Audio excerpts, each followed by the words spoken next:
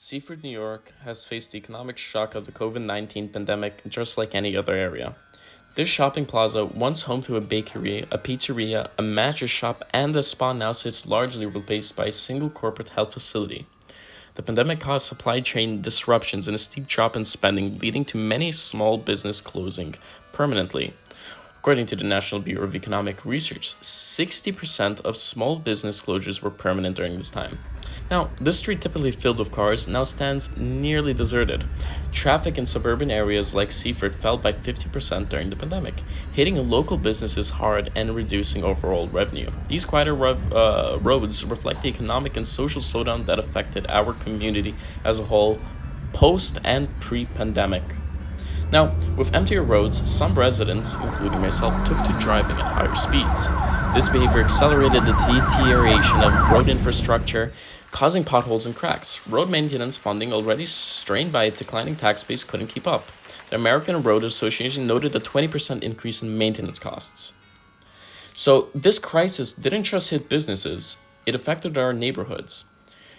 These vacant houses, as you can see, are stark reminders of the economic toll. Unemployment peaked at 14.8% at this time. Many in Seaford just lost their jobs and faced the hard reality of relocating, searching for more affordable living or better job opportunities. And this unemployment rate has been the highest since the Great Depression.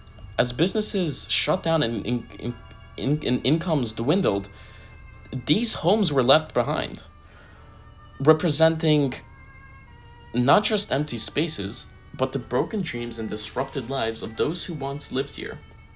Each of these houses tells a story of displacement, where people had to leave behind the community they once called home.